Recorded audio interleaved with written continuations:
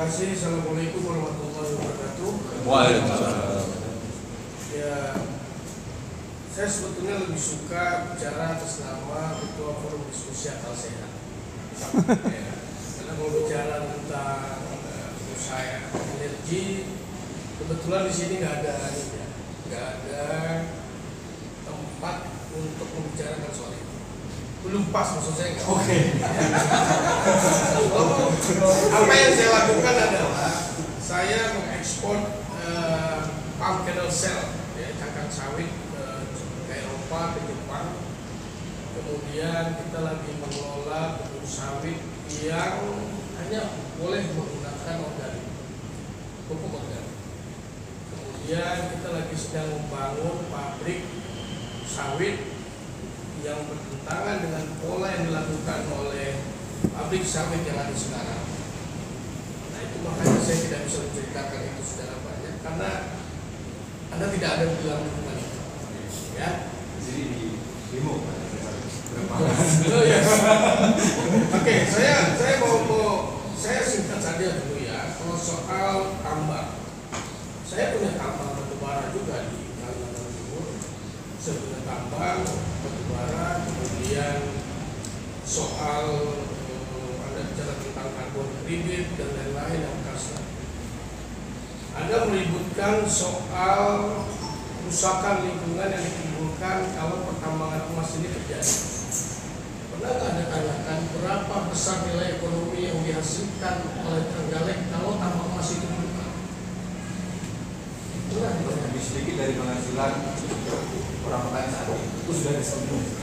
Ya, berapa nilai ekonomi per tahun yang Anda terima kalau seandainya itu dijalankan? Pernah nggak ditanya? Jangan terperangkap oleh cerita karbon kredit. Karbon kredit itu adalah upaya Eropa untuk menipu kita. Kita tidak mampu memberdayakan alam kita karena dianggap kalau kita pertahankan itu maka kita akan menerima karbon kredit. Karbon kredit itu jebakan saja. Di Kalimantan dan murah. Kalimantan Timur dilarang untuk mengeksploitasi hutannya sebanyak 30.000 hektar dengan bayaran sekitar 1,2 triliun. Padahal kalau dia lakukan pemberdayaan hutan dengan cara yang tepat, maka hasil jauh lebih besar. Kredit value itu hati-hati. Kita menganggap, oke, katakanlah cash ya. Saya setuju bahwa saya dan Pak Rocky sangat fokus soal environmental ethic. Kita sangat berorientasi pada itu. Usaha-usaha yang kita lakukan saat ini juga berorientasi pada itu. Nanti saya cerita lebih banyak soal sawit, bagaimana negara ini rusak parah karena didirikannya konsesi soal kebun sawit. Padahal ada pola yang bisa kita buat untuk lebih mengutamakan pangan pada kebun sawit itu daripada kebutuhan industri. Jadi banyak sekali pembodohan yang terjadi pada kita. Tapi jangan juga kita terperangkap dengan ini merusak lingkungan, ini mengganggu lingkungan. Coba pertanyaan saya, Anda tahu nggak berapa nilai ekonomi yang dari Kalimantan Emas tadi? Bandingkan lagi dengan nilai kerusakan ekonomi ini bisa dihitung juga. Jadi kadang-kadang, contoh misalkan di Bangka, pemerintah pernah dilarang menjual pasir silika.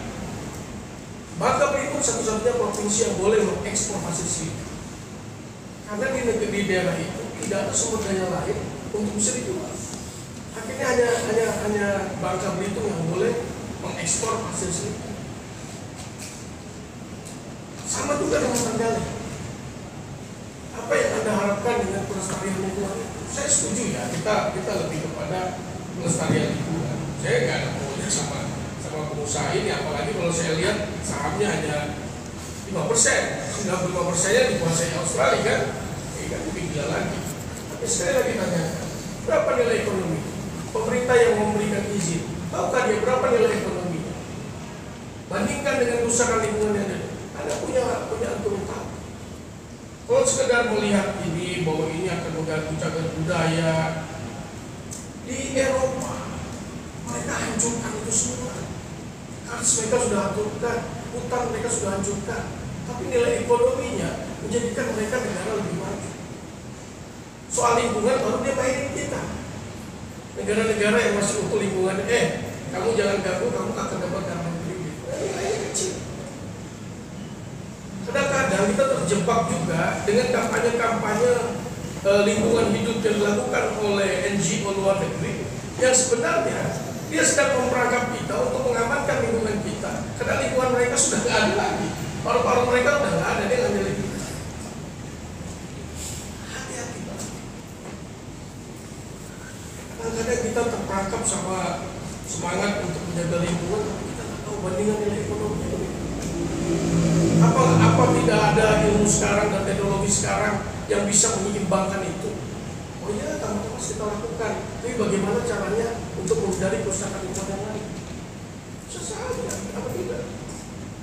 Di Eropa, di Polandia tidak ada yang open pit, buka tambang. Mereka bor satu lubang saja, kemudian masuk ke dalam.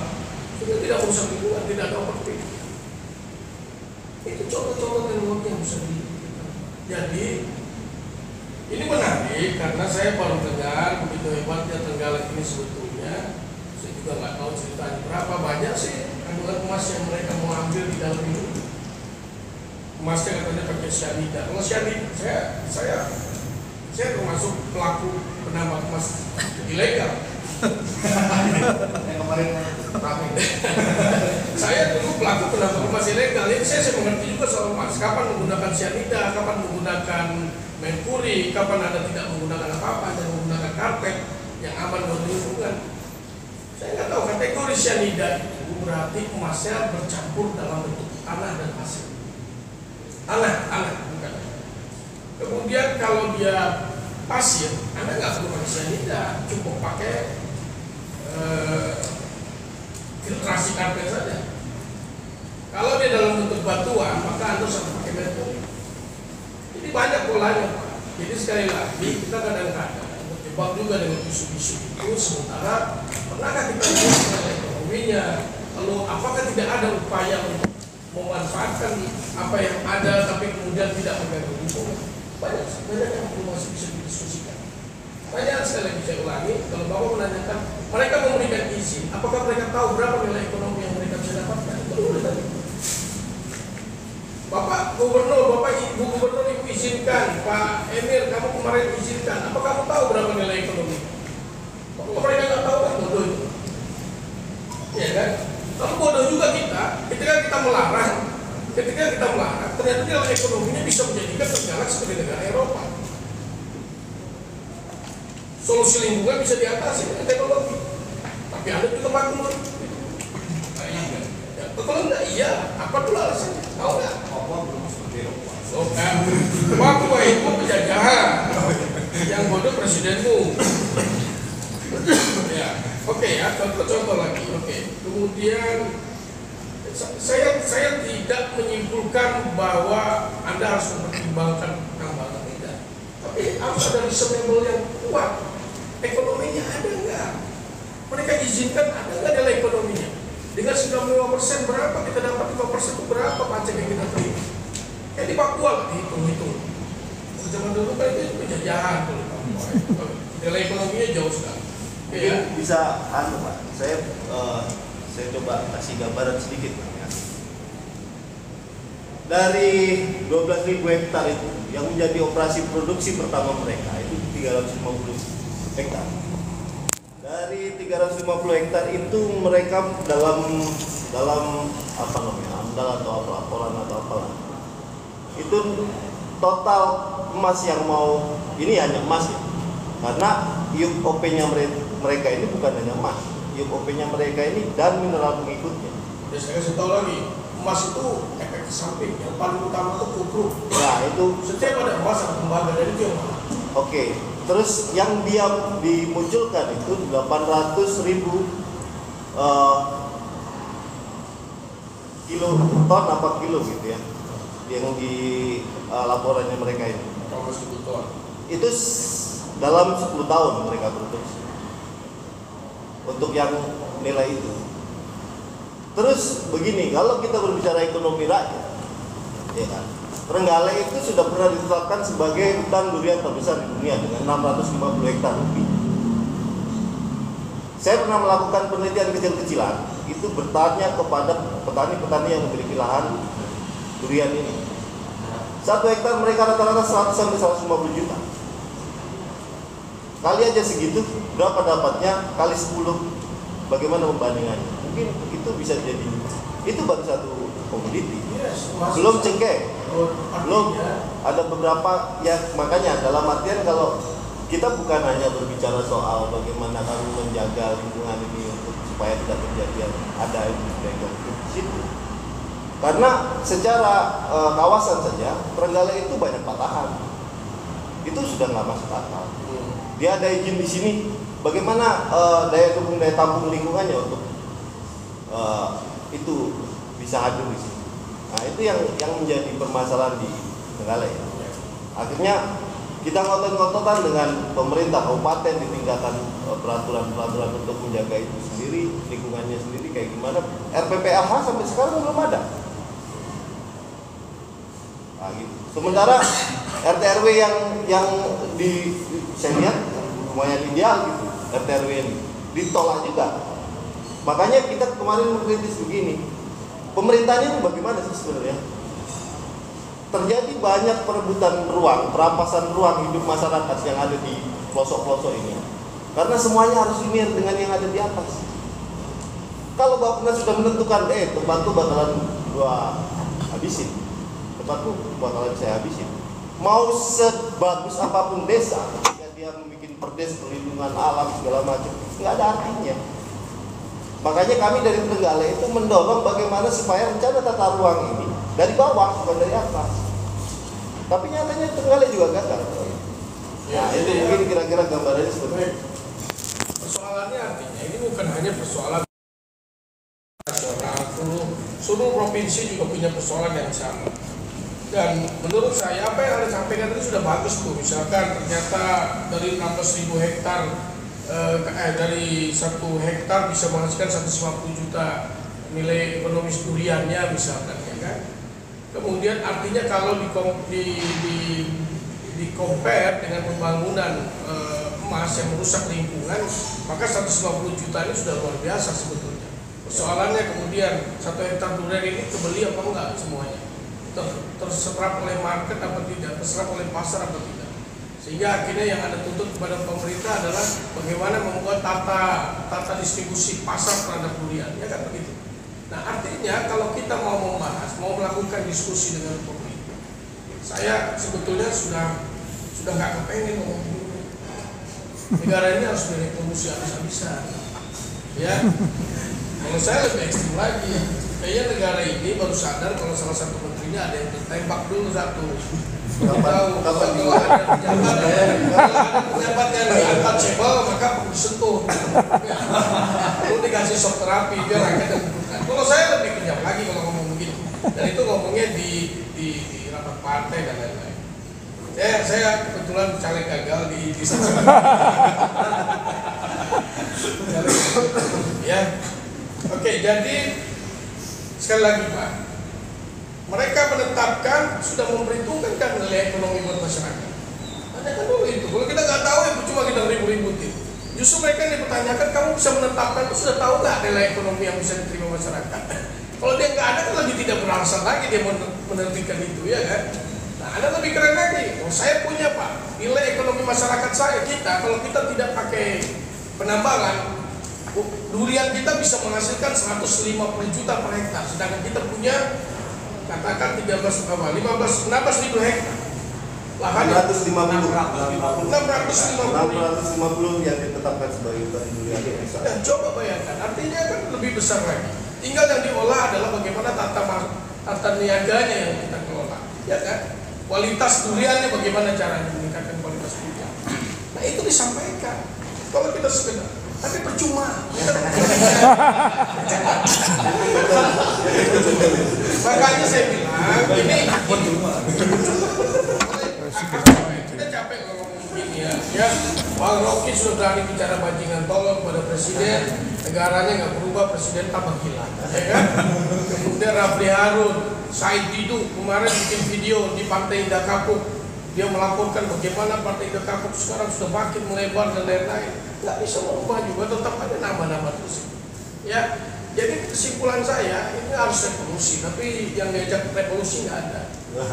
Kalian juga sama, kalian ini seperti orang yang horny, kemudian ejakulasinya keluar ketika Rocky bilang itu bajingan tolong. Senang. Jadi kamu tuh cuma nunggu ejakulasi ada orang lain yang bantu ngomong. Setelah itu kamu pulang juga hahaha aja. Kemudian tidak berubah, tambah kemas tetap aja jalan juga. Iya enggak? Kamu pengen dengar besok Rocky marah-marah sama presiden, wah bahagia. Kayak orang habis ejakulasi, sudah orgasme, pulang masalahmu tetap ada, tidak berubah apa-apa kan? Jadi maksud saya, ketua forum diskusi akal sehat ini tidak hanya berorientasi untuk mengkritik itu, tapi saya sedang menggali, ayo, apa yang Trenggalek punya, apa yang bisa kita kerjakan untuk memajukan ekonomi di sini. Contoh di Kaltim yang kita lakukan sekarang. Persoalan kebun sawit itu, mereka tidak tersalur buahnya, karena pabrik-pabrik sawit itu juga punya plantation sendiri. Jadi mereka sudah tanam, dianjurkan oleh pemerintah tanam, tapi nggak kebeli. Akhirnya kaya bangun satu lokasi di mana masyarakatnya tidak tersalur. Oke, buahnya kita kerjakan, kita olah di situ. Dan yang utama, kalau Anda tahu dalam proses sawit itu, sebetulnya ada yang namanya red palm oil. Itu adalah kandungan beta karoten yang paling banyak didapat di dalam. Sementara yang dilakukan oleh industri besar itu membuang beta karoten. Nggak ada pangannya, bersih. Kalau sudah kuning itu udah nggak ada beta karoten. Jadi Anda bayangkan, orientasi negara 16,3 juta hektar lahan sawit dibangun hanya untuk orientasi produksi industri, bukan untuk pangan. Kita sedang mengalami yang namanya stunting. 25% dari bayi yang lahir, ya benar ya 25% ya Pak. Prevalensinya sekarang udah 25%. Dari 4 bayi yang lahir, itu satunya udah pasti kekurangan gizi, otaknya mengecil, otaknya kecil dan lain-lain.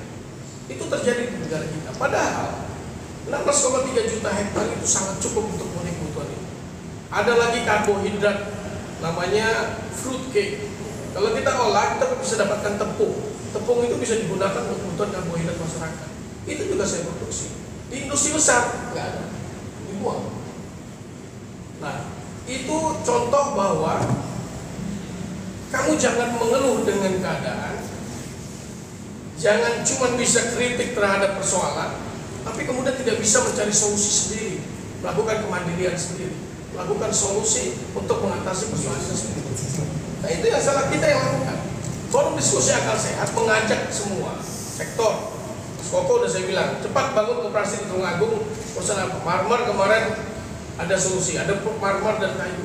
Kemarin saya langsung kirim ke Jepang, dan insya Allah Yokohama sudah mulai menyambut produk ini. Kemana lagi? Di mana? Tergantung di mana daerah yang kita kunjungi. Kamu punya apa? Diskusi dengan saya. Produk apa yang kamu punya? Apa yang bisa kita carikan jalan untuk kemandirian ekonomi masyarakat. Sekali lagi, mengkritisi seperti ini harus sangat lebih dalam. Persoalannya telinga mereka juga tidak mendengar.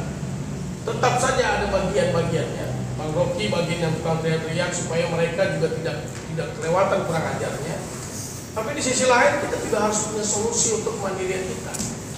Daripada kita semua sekedar orgasme mendengarkan maki-makiannya Rocky terhadap pemerintah, pas sudah pulang persoalannya bodoh. Tambang emas tetap jalan, ya kan? Masyarakat tetap hancur, durian orang kejual. Saya nggak mau itu. Saya bilang percuma kalau kita datang, kemudian tidak ada solusi untuk menyelesaikan persoalan. Negara sudah mau diajak ngobrol lagi, kita nggak usah ngomong tentang pemerintah. Sekarang ini karena sudah terlanjur saya sudah catat begitu banyak cerita menarik buat saya baru tahu cerita Trenggalek. Saya tahunya cuma gaplek aja.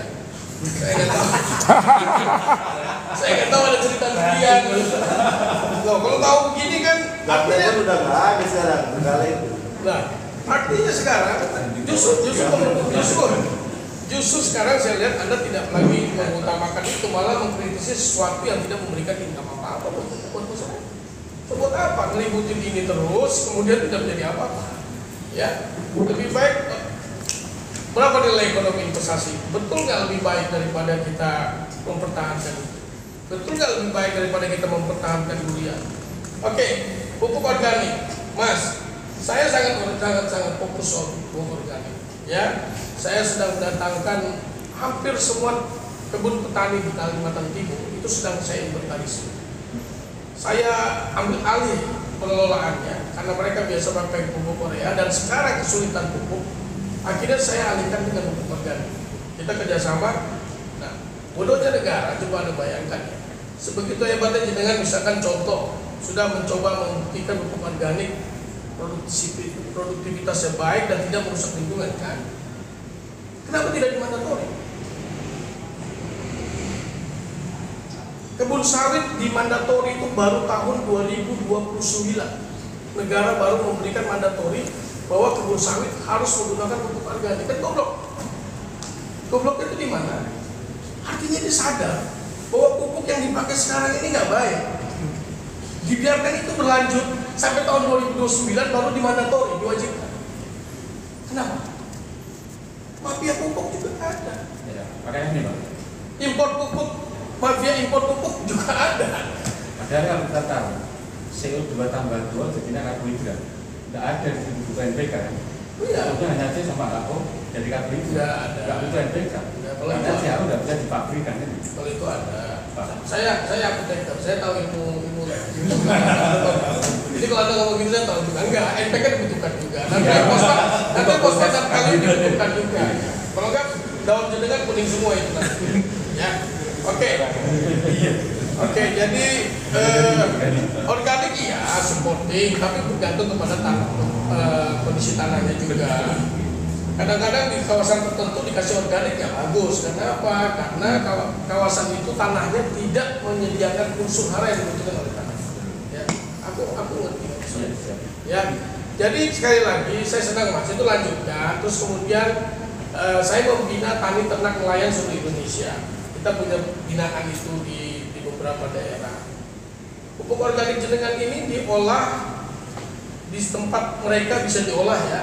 Sehingga dalam bentuk cair, sehingga mereka tidak perlu lagi mendistribusikan pupuk organik cair tadi ke daerah-daerah yang jauh kan, bisa diolah mereka sendiri kan. Iya. Prinsipnya gentong di rumah itu ada dua, satu gentong air untuk minum, satu gentong pupuk untuk lahannya gitu.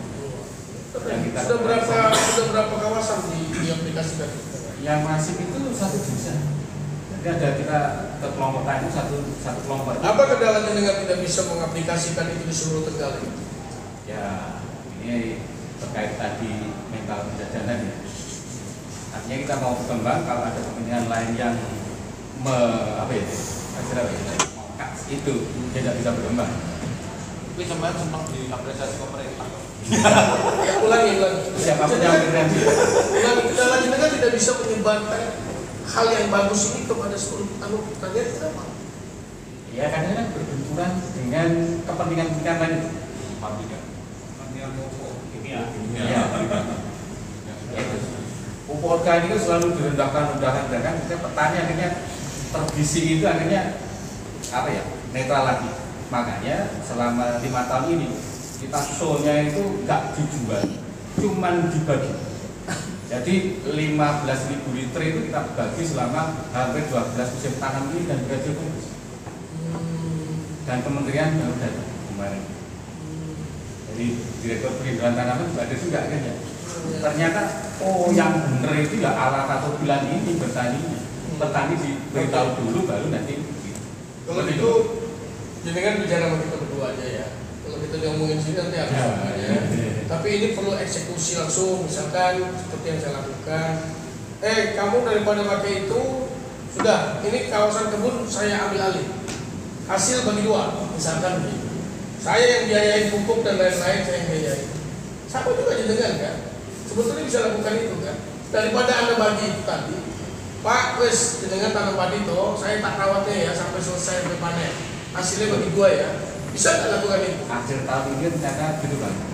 Jadi kita coba dikasih papotannya. sudah ada dana, akhirnya kita sediakan ini pupuknya, ini pengendaliannya, benih kita buat sendiri.